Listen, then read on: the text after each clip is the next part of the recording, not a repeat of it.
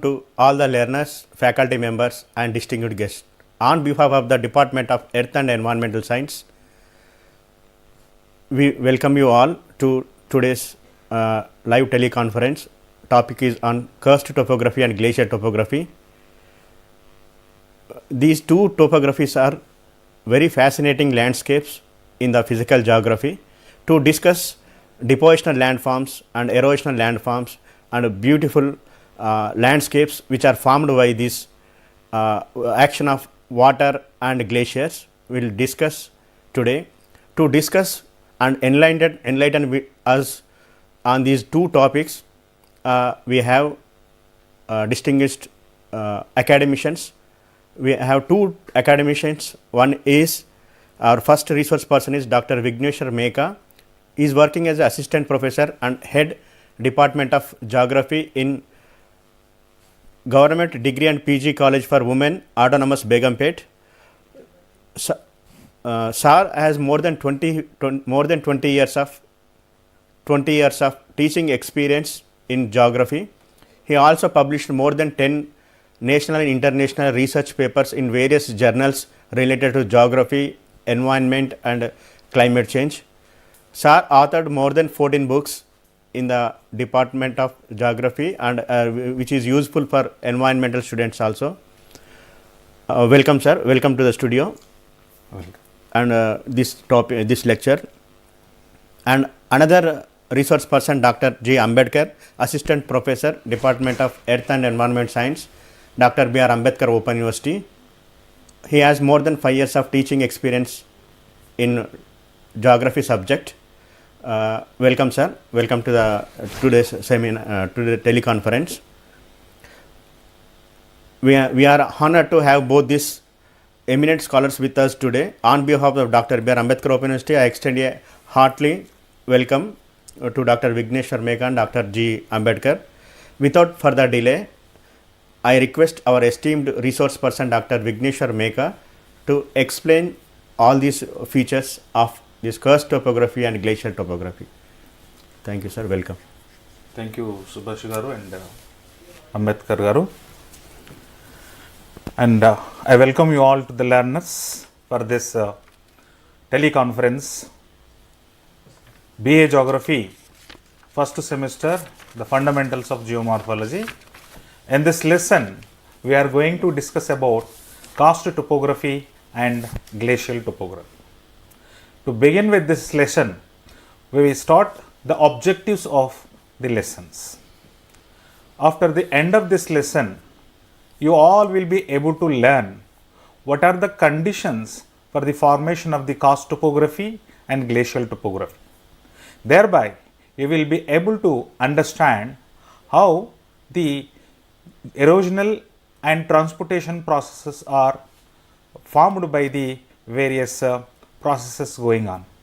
And also, you will learn the formation of the landforms made by depositional landforms made by the groundwater as well as the glacials.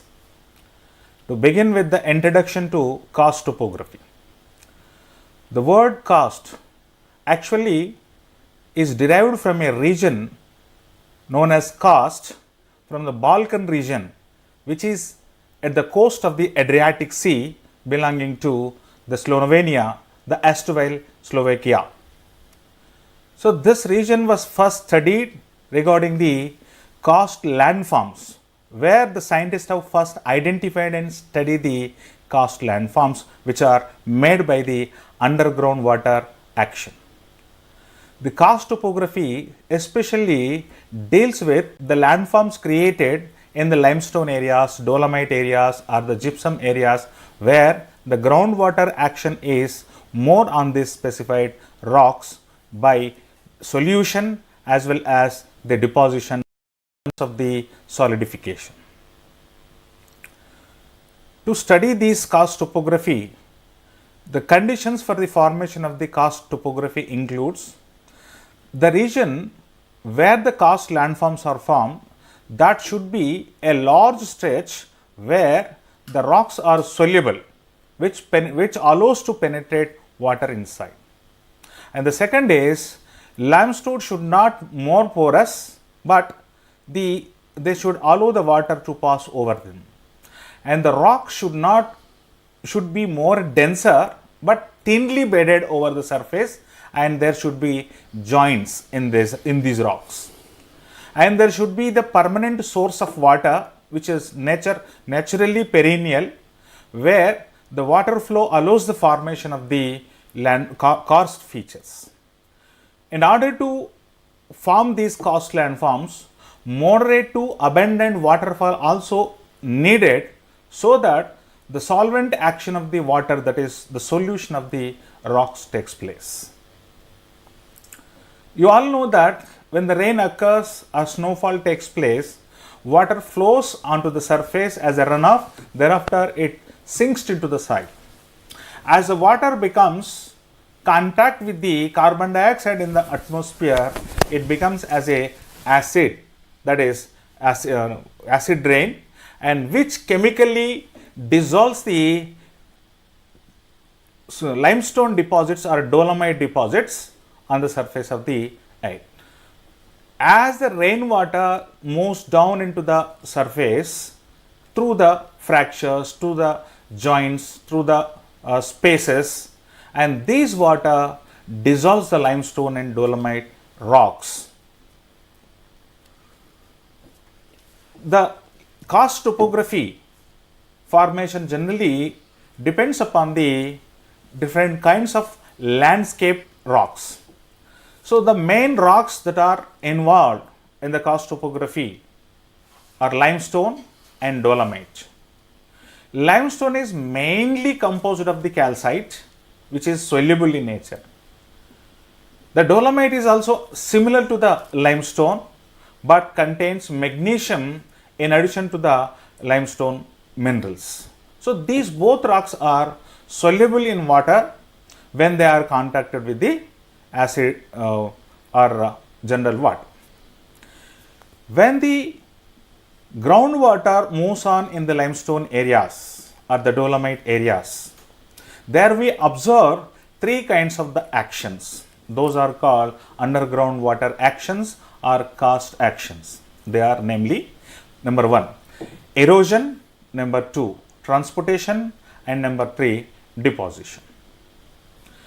Erosion: when the underground water moves through joints, fractures, or through the limestone areas, this water erodes the landscape primarily through the chemical process called the carbonization or the solution, rather than the physical abrasion process. So, these soluted calcium carbonate has been carried out by the groundwater through the surface, through the joints and fractures. At times it is underground water. So, those surface rivers which transport large sediments via physical force, groundwater predominantly transport its loads as dissolved load, which is called the karst load or underground water load. It generally comprises of calcium carbonate and more. As soon as these underground water reaches the surfaces, when they cross the joints and fracture them, when they overwhelm on the surface of the earth, when they reaches the roofs of the caves or caverns lying under the surface of the earth, slowly deposition occurs because these water droplets are dropping from the caves, and when the air pressure or air touches these calcium carbonate, slowly the water is evaporated, the calcium carbonate is solidified on the roof of the caves. At times it falls onto the ground or the floor of the caves, then they start to solidify in terms of the rocks. We call them as deposition or sedimentation, and this deposition process said to be the solidification. If you observe the process of the groundwater erosion on the limestones, generally when the rainwater in contact with the carbon dioxide in the atmosphere, it becomes as an acid, calcium carbonate. Rocks are dissolved, soluted, and thereby they are moved along the ground pathway of the groundwater at the surface water. When the groundwater moves on through the joints, fractures, at times they reaches the slopes of the mountains and roofs of the caves. Then the in due course of the solution, the groundwater creates various landforms. Those landforms are said to be the karst erosional landforms or erosional landforms made by the karst topography. So, those landforms generally found on the surface, even at the caves and below the surface, and the surface land features that are generally observed in the karst areas are limestone pavement, clins and grikes and carens, etc. Where the surface is rugged, bed with the limestone, with flat surface shaped by the carbonation along bedded joints, a textbook karst structures or signatures are formed, which we call them as the limestone pavement. We also find some kind of the clins and grikes. The flat blocked rocks found by the groundwater erosions are called clins, and deep fissures that are found, the crack-like structure that are found in the limestone areas are called as the grikes. At times, the small scale dissolution also takes place when the weak minerals lie in the limestone areas.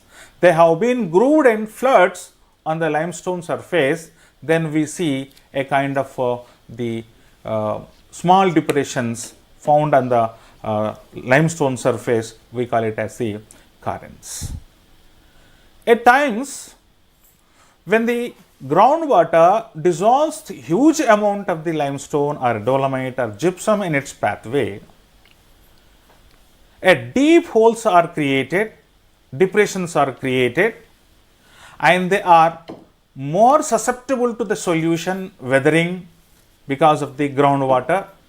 When these minerals are dissolved, limestones are dissolved, deep and vertical depressions are formed, which we call them as the sinkholes. Sinkholes. So, there we see more sinkholes in the Kentucky region of the United States of America, which are approximately 5.4 sinkholes per every square kilometer, and that area is about 153 square kilometer area, and there we have 826 surface depressions, that is sinkholes, we see within this 153 square kilometer area. When these dolines are formed in the form of cylindrical shape underneath the surface, they are almost similar to that sinkholes. We call them as the swallow holes. Swallow holes.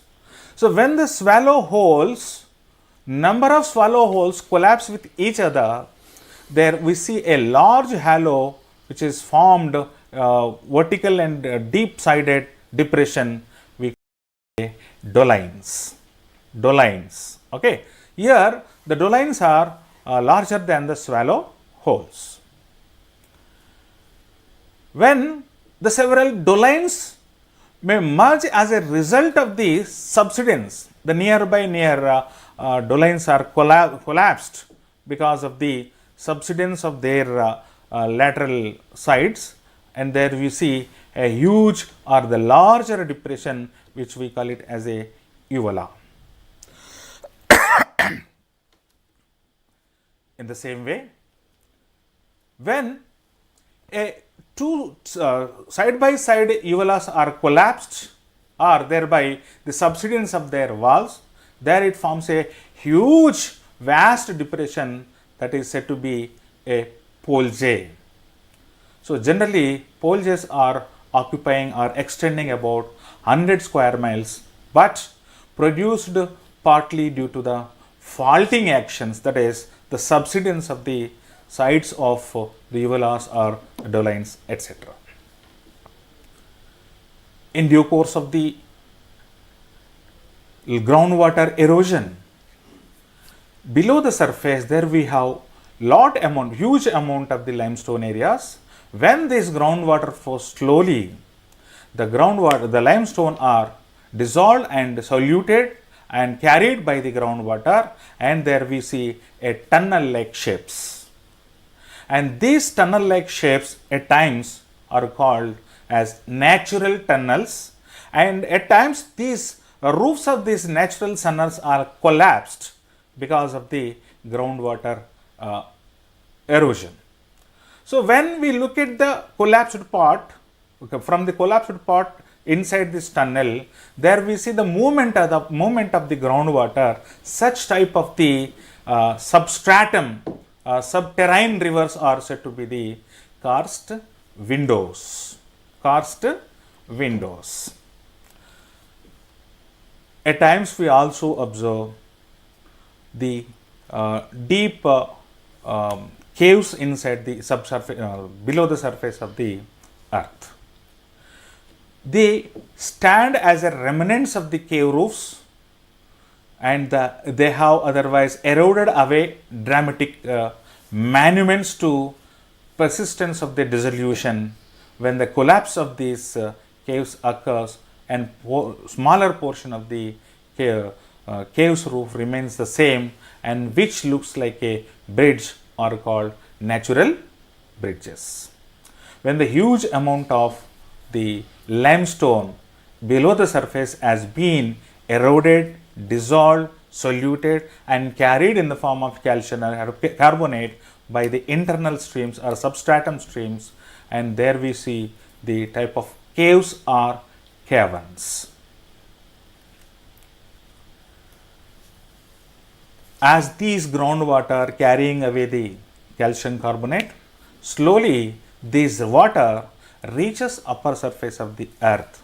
When they reaches the top roof of the caves, and the water slowly comes onto the surface, the floor of the cave in the form of the water droplets. Or at times when this groundwater upwells from the fractures, joints or cracks of the rocks, it slowly moves from the cracks downward. At times this water also reaches the surface of the earth when the groundwater approaches the slope of the mountain or slope of the plateau or slope of the total local terrain. Then the calcium carbonate, which is formed by the solution of the limestone, slowly solidifies on the surface of the earth or floor of the caves, or solidifies in between the cracks or joints of the rocks lying on the surface of the earth. And this process is called the deposit of the karst action or the groundwater. Thereby we see formation of various karst depositional landforms. Now let us discuss about the karst depositional landforms. When the groundwater slowly leaks from the roof of the cave, there we see dropping of the water from the ceiling of these caves. While it is falling onto the floor of the cave, the waters are evaporated with the friction of the air or the wind, and the calcium carbonate is solidified and hanging to the roof of the caves. Slowly the solidification becomes larger and this hangs to the roofs of the caves. And such depositional features which are formed by the solidification of calcium carbonate are beautifully forms as a stalactites, which are hanging on the roof of the caves. When the water is dropping from the roofs of the caves, at times when the wind is not blowing into the cave, the water falls onto the floor. After falling onto the floor, water sinks inside and the calcium carbonate solidifies on the floor of the cave. Slowly that solidification rises upward, and which is said to be as the stalagmites. And these stalactites grow on upward, and stalagmite grow on downward. When the both stalactites and the stalagmites join together after gradual growing, they form a columnar shape. As the process grows, both stalactite and stalagmite often join together to form a vertical column or vertical pillar in the caves or in the caverns are called the pillars or columnar forms, columnar landforms. We generally see such type of the stalactites, stalagmites and columnar features in Borra caves of Araku Valley region in Andhra Pradesh state. Thereafter, as the groundwater moves in its pathway, the calcium carbonate or the calcareous deposits form dripping of water in dry caves where the water is very fever, and these are called dripstones. Dripstone, they are smaller than the stalactites.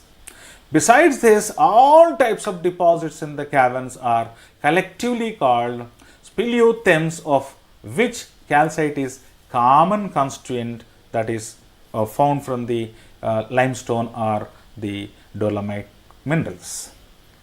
Besides the dripstones, we also see drape-like features. Numerous needle-like shaped dripstones hanging from the cave ceiling are called drapes or curtains, which are smaller than the dripstones are smaller than the stalactites. These features are mainly found in the underground caves or caverns which are created by the karst action, that is the groundwater erosion. But the process involves here is the solidification of the calcium carbonate, that is the calcareous deposits. Apart from this, we also the flow stones, where the floor deposits caused by the seepage of water, and that water flowing out of the stalactites are called flow stones, which looks like a moving water, but the calcium carbonate is solidified while the water is moving in the caves.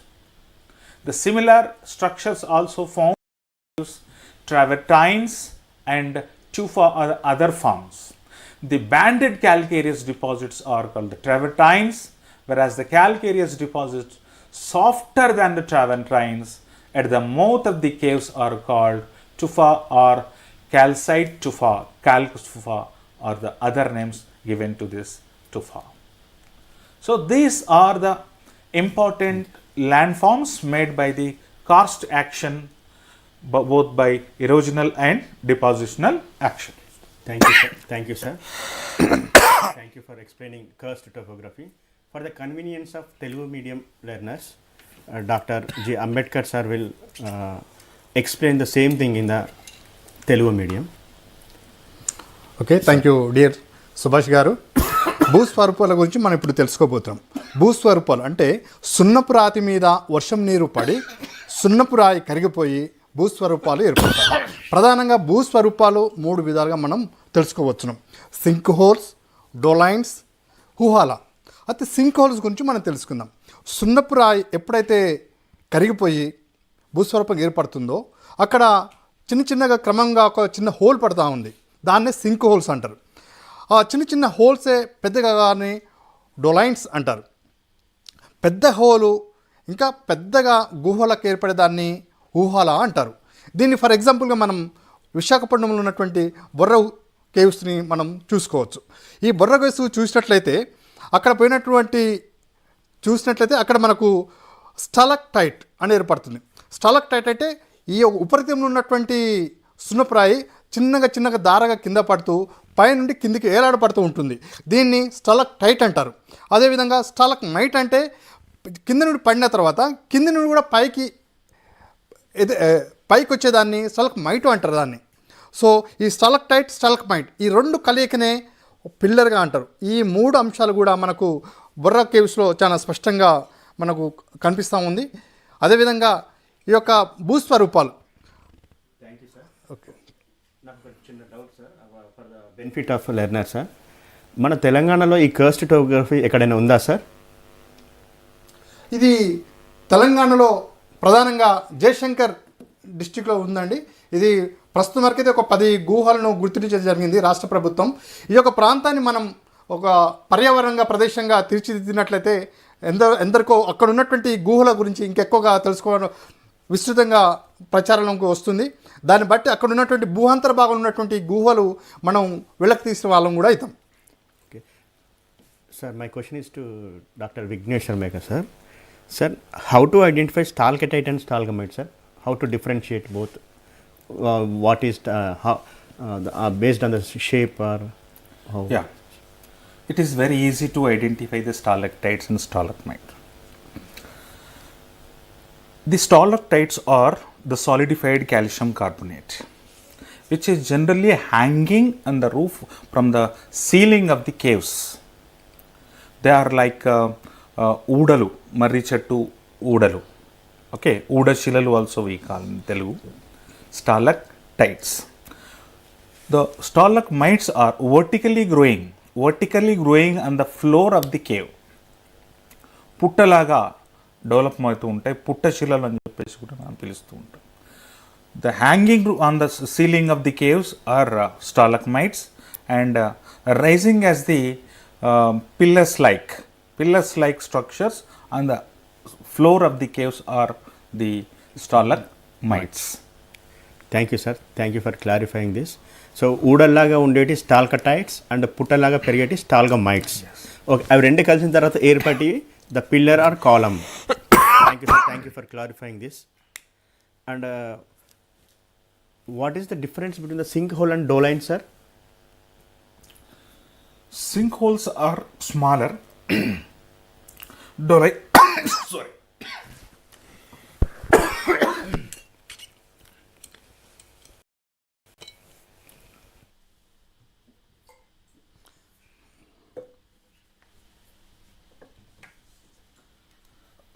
Sinkholes are smaller in size. Dolines are larger because when the two side by side sinkholes are collapsed, forms the huge depression which we call it as a doline. Thank you, sir. Thank you for clarifying this. In karst topography, karst actions, erosional landforms and depositional landforms, sir explained very beautifully with these slides and all. And in Telangana also we have karst topography. Dr. Ambedkar sir explained about it. In Bhupalpalli, Jayashankar district, we have Mailaram cave, Nallagutalu, where we have more than 10 caves, which are result of this water action on limestones. And these caves can be useful for tourism encouragement and development. Thank you, sir. Thank you very much. And Dr. Vigneshwar Mekha sir will continue with the glacier topography. Thank you, sir. Welcome. Dear learners, so far we have focused on the karst topography. Now, let us look into the glacial topography. We all know that water remains in 3 states. One is liquid condition, water. Another one is solid condition, ice. And third one is gaseous condition, that is vapor. This water, when reaches low temperatures, the water converts into liquid, so solid, that is called ice. We all know that when the temperature in the atmosphere is changing, the water vapor in the atmosphere slowly condenses, thereby it converts into solid flakes, which we call them as the snowflakes. When the snowflakes, the solidified water vapor reaches the surface of the earth, we call it as the snowfall. The continuous snowfall on the surface, when these snowflakes are accumulated on the surface of the earth over the time, they solidify as a rock, which we call it as a firn. These fins, after formation of the layer by layer, the frictional force and the gravity of the earth, these ice crystals, the ice is moving along the slopes of the mountain very slowly. This moving ice is called ice river, also known as the glaciers. In today's chapter, we discuss about what is glacier, what are the types of the glaciers, what kind of actions we see by the glacial actions. As we discussed in the Karst topography, in this lesson also we have few objectives. After end of this lesson, you will be able to understand the formation and movement of the various glaciers, and we can understand the various types of the glaciers, and we also understood how the glaciers erode the land, transport the debris material and deposit on the surface of the earth, and consequent land features formed by the glacial erosion and glacial deposition. Begin with, we look into the formation of the glaciers. Moving ice is called a glacier. To form a glacier, there we need certain conditions, the prerequisites. They are: number 1, cold local climate. We are all aware of that. If one moves from equator to the poles, the polar latitudes are high elevated regions are experiencing low temperature, where the water vapor in the atmosphere condenses and freezes, thereby the water vapor forms as a snowfall onto the surface. This abundant snowfall on the surface must be abundant. More snow must fall than it melts, and then it keeps on moving at times as a reverse, but most of the time this solidified ice moves in the solid form only, and those we call the glaciers. As the snowfall occurs in high elevated areas or in the polar latitudes, the snow must not be removed by avalanches or the winds or by the melting of the ice by the temperatures. In such conditions, we see the formation of the glaciers in the high altitudes, in high elevated areas above the snow line. In Himalayas also we see the various glacials, so that we call the mountains as the Himalayas, the abode of snow. Himalayas. You all know that the snowflakes are solidifying by the accumulation, by the film formation as the glacial ice. When these glaciers undergo the gravity of the earth, they slowly move along the slopes of the mountain valleys, and the moving ice is said to be the glaciers. Now, let us discuss about the classification of glaciers or the types of glaciers. On the basis of location, glaciers can be classified as the following 4 types, namely the continental glaciers, the ice caps, Piedmont glaciers and valley glaciers, also known as the mountain glaciers. First, we may with the continental glaciers. The largest types of glaciers on the earth are the continental glaciers. They cover large areas of the land surface, including mountain areas also. So, modern ice sheets over Greenland and Antarctica continents are the continental glaciers. These 2 ice sheets comprise about 95% of the glacial ice currently available on the surface of the earth. So, the best examples of the continental glaciers are Lumpet and Beardmore. And the second is the ice shelves, are also called the ice caps. Ice shelves or ice caps are of sheets ice floating on water attached to the land. They usually occupy coastal embayments, may extend hundreds of kilometers from the land and reach thickness of 1000 meters at an average. Generally, we see these kind of glaciers where the the mountains and the oceans are very close in the polar latitudes. Another type is the Piedmont glaciers. These glaciers, by name itself, appear on the foothills of the mountains, so that we call them as Piedmont glaciers. So, they spread onto the fan or bulb shapes along the slopes of the mountains.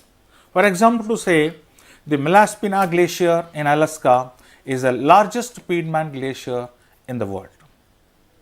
And the fourth one is valley glaciers. They are also known as the mountain glaciers and first studied on alpine mountains, so that we call them as the alpine glaciers also.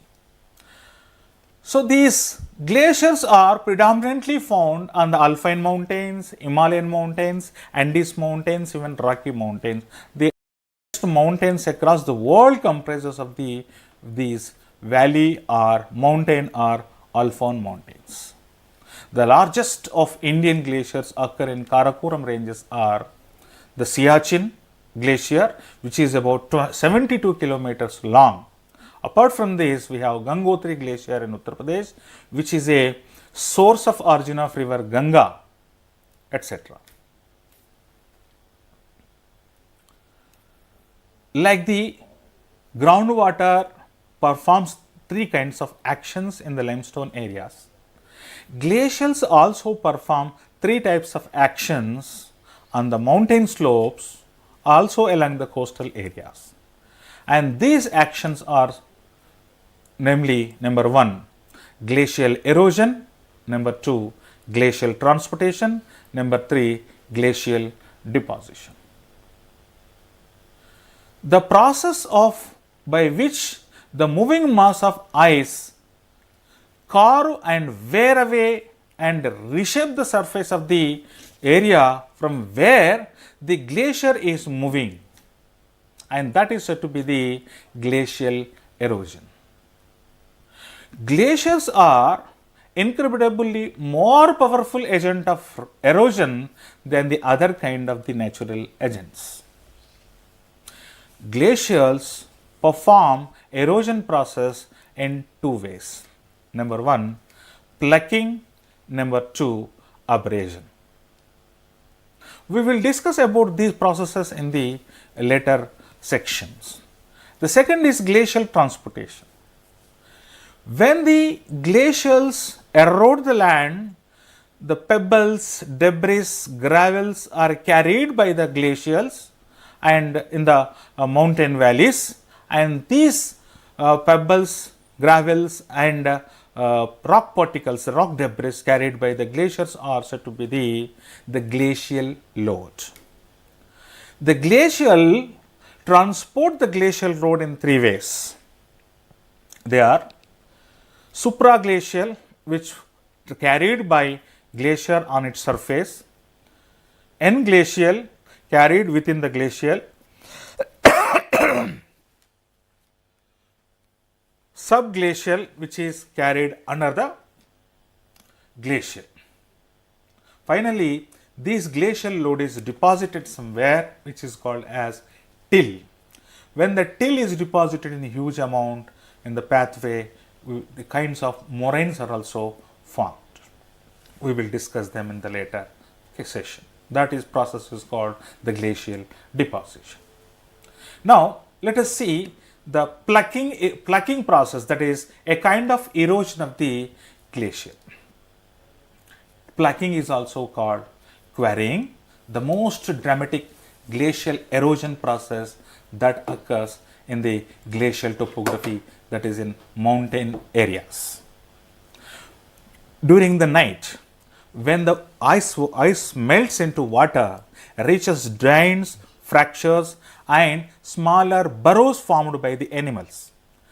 As the night reaches, the temperature decreases and the water transforms into the ice, that means solidifies. As it solidifies, its size expands about 10%, then the cracks, joints and burrows are collapsed, and this is called the plucking. Another erosion process of the glacier is abrasion. It works as a gained sandpaper. So while plucking tears rock away in the chunks, abrasion works more subtly, but with equally profound results are observed, that is a plucking and abrasion. Rock fragments embedded in the base and sides of the glacier valley act like sandpaper, which grinds against the valley floors, and ice is removed and moved forward by the moving glaciers. In due course of time, there we see the glacial floor forms like a smooth surface. The glacier floor, the relentless grinding produces an ultrafine powder known as glacial floor, which gives glacial meltwater its characteristics milky turquoise color. As this ice moving on the floor of the valleys, the long parallel stretch marks are observed, which are carved out by the moving ice on the bedrock of the glacial valleys, and these scratches that found in the valleys are called glacial striations. At times, when the glacier is rolled over the rocks instead of sliding or grooving or grinding, the abrasion smooths upstream side of the rock outcrops, while plucks creates a rough and steep downstream face, forming a distinctive asymmetrical hills which are formed as the Roche mountains. They resembles like the mountain of the sheep. When the glaciers are moving along the slopes of the mountains, a bowl-shaped depression formed near the mountain top. Now we have a call from the journal. Hello. Hello, sir. Good afternoon, sir. Good afternoon. Sir, why is glacial erosion considered as important geomorphic process? Can I repeat it? Yes, good question. Very good question. So, because water is in a solid way, solid form, liquid form, but here the glaciers are in solid form. The glaciers performs erosion. While they are in the form of the solid, they perform the erosion. When the ice is melted and at times combined by the water and the ice, both combinedly erodes the land surfaces which are in its pathway, that is in the valley. So that is multiplied by then the rocks of the erosion by the rivers. Rivers only dissolve the minerals, weak minerals, but here the solid water, that is the glacier, plucks the smaller pebbles, rocks and also gravels. It picks up in its pathway. When the water reaches the burrows, when the water reaches the joints, when the water reaches the cracks of the rocks, when it is freezing during the night, when the temperature decreases, the water freezes and it becomes an ice. When the water freezes and transforms into the solid form, its size increases about 10%. 10% of the mass of increases when it converted from liquid to solid. So then the rocks are, the cracks and the joints are expanded, and this kind of work cannot be done by the moving water. Of course, the erosion by the rivers is different way, but here the ice perfectly works in wearing down the degrading the taller land features. We all know that the Aravalli Mountains, one of the oldest fold mountains of the world, once upon a time they were about 6,000 meters altitude from the surface. Because of this action, they have been degraded. Sir, on behalf of learners, sir, I want to ask one more question, sir. Now and then, every day we are reading the newspapers that glaciers are melting. Yes. Is there any connection between the glacial melting and climate change, sir? Exactly.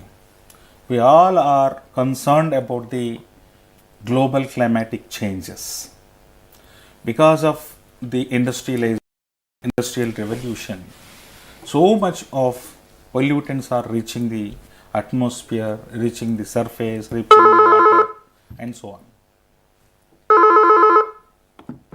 Hello? Hello, sir. Yes. Good afternoon, tell me. Good afternoon, sir. Active glaciers are absent in Telangana. Okay. Which climatic factors prevent this glacier formation in Telangana region, sir? Okay. Okay, thank you. You want to ask that? Yeah. So the glacier action is confined to the areas where the glaciers are existing. But here, no glaciers appear, no glacial erosions occur. But in Telangana region, the erosion is more predominantly by the wind action followed by the river action. There is no scope for the glacial erosion in Telangana region. Sir, continuing to this question, sir, I have one more question, sir. Why should a person living in Hyderabad or Telangana should care about glaciers that are more than 2000 kilometers away from Telangana? That is mostly located in north, Himalayan that region. Himalayan region. Yes. The ocean, the glaciers presented there and melting happens there. But why should we fear? Yes, because every day from the early morning to the late night, we used to take water in various forms for drinking, for taking bath, for agriculture, for washing clothes, for cleaning up the floor, etc.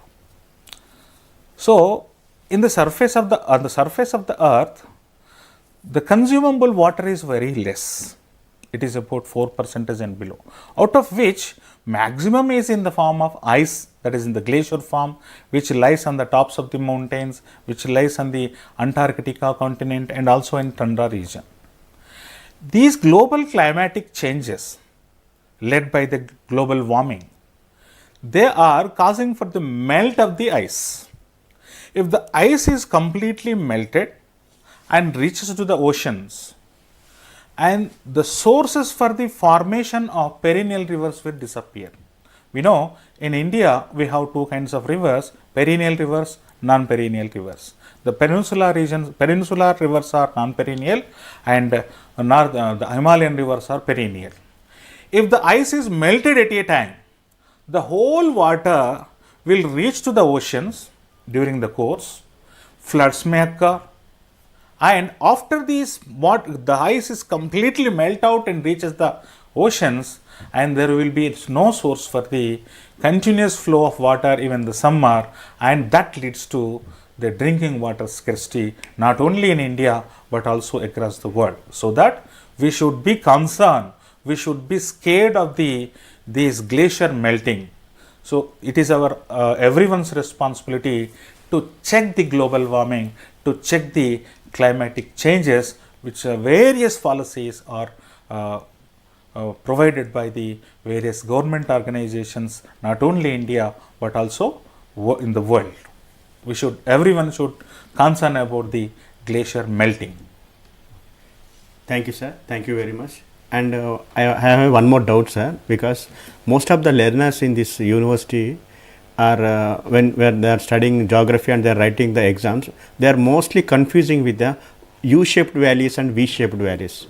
So, okay, U-shaped valleys and V-shaped valleys. Yeah. So can U-shaped valleys are concerned with this glacial erosion, whereas V-shaped valleys are with the fluvial topography. So of course, we will discuss about the U-shaped valleys in this session. Okay. V-shaped valleys, the name itself resembles that the valleys are vertical, V in shape.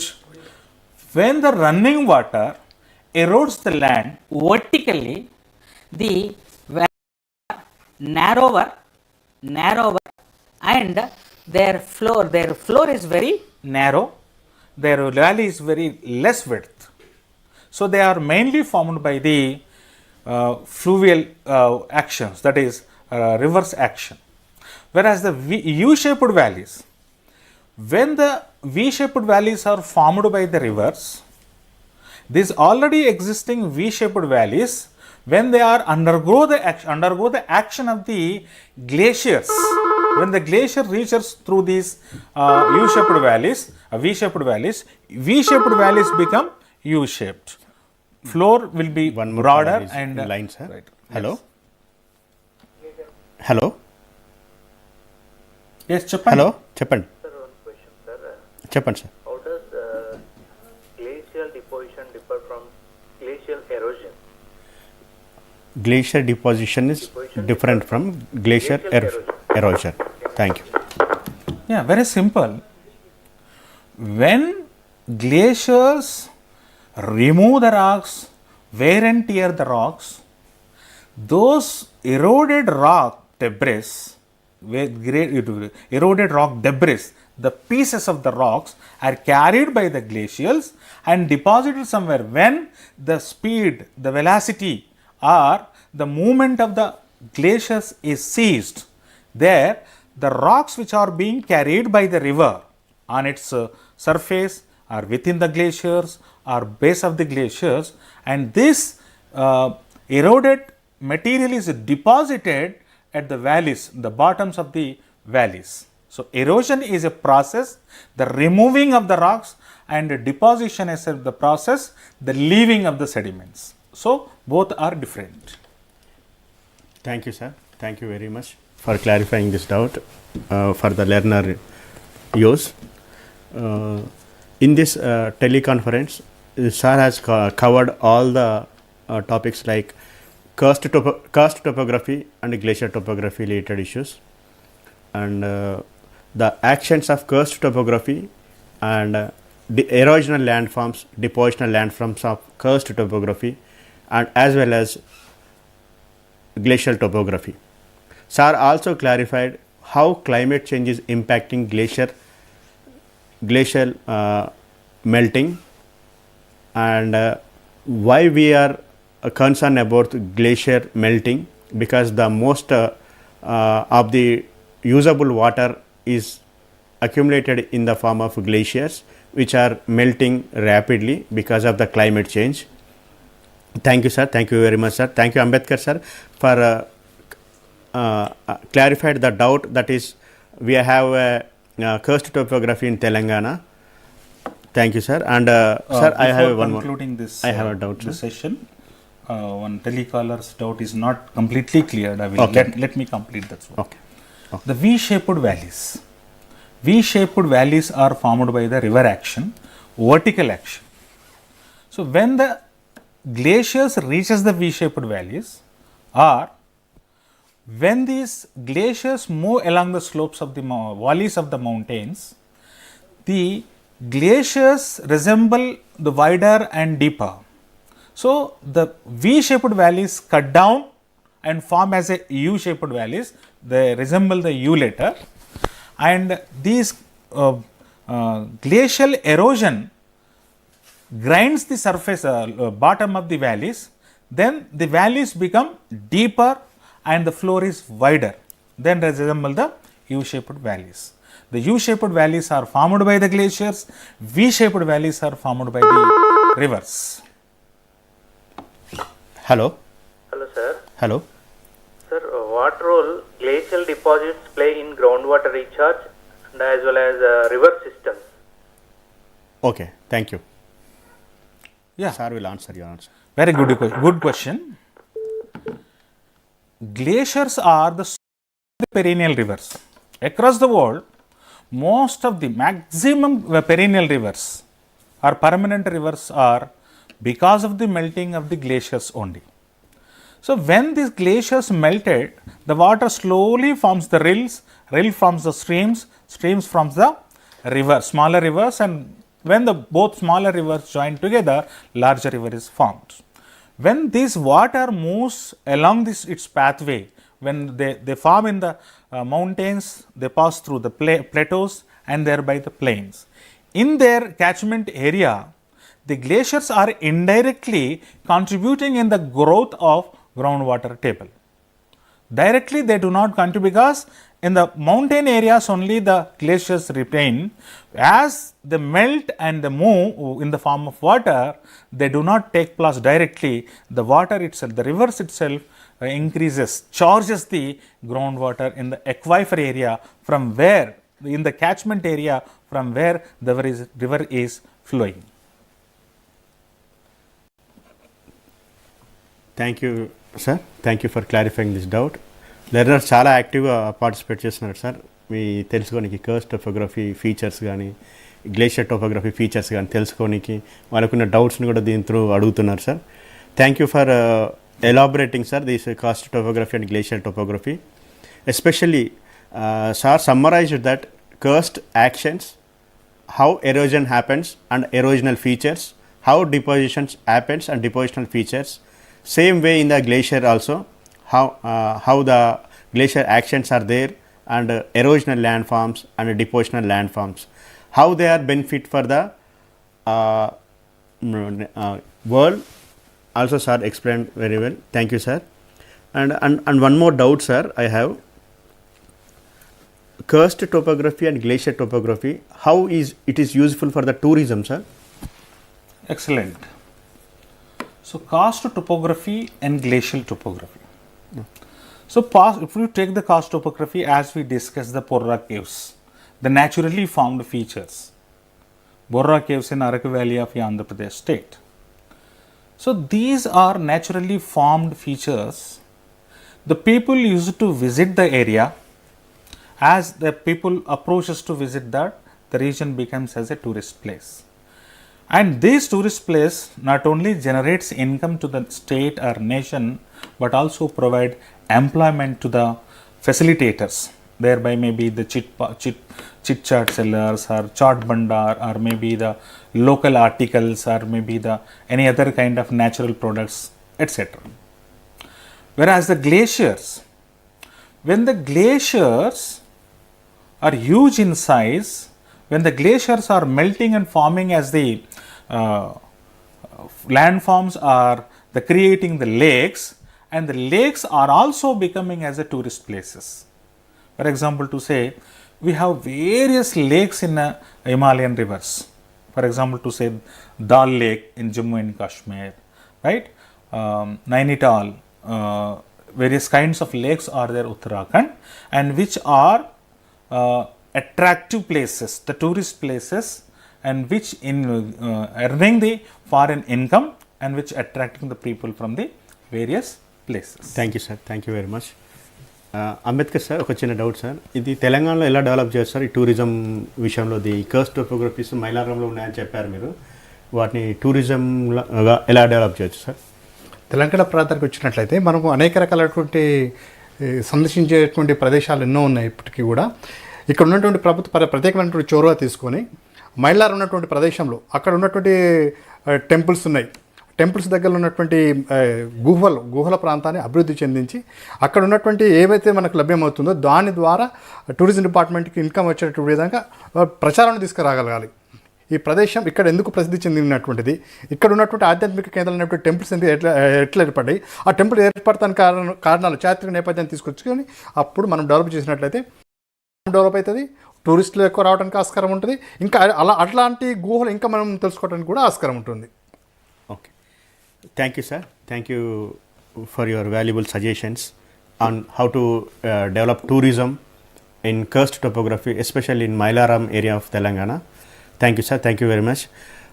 With this, on this note, we are concluding this teleconference, and our learners are enriched and enlightened with this Karst topography and glacier topography suggestions and content given by these two resource persons. Thank you very much sir. On this note, I also thank Vice Chancellor Ganta Chakrapani sir for conducting this beautiful teleconference on these topics.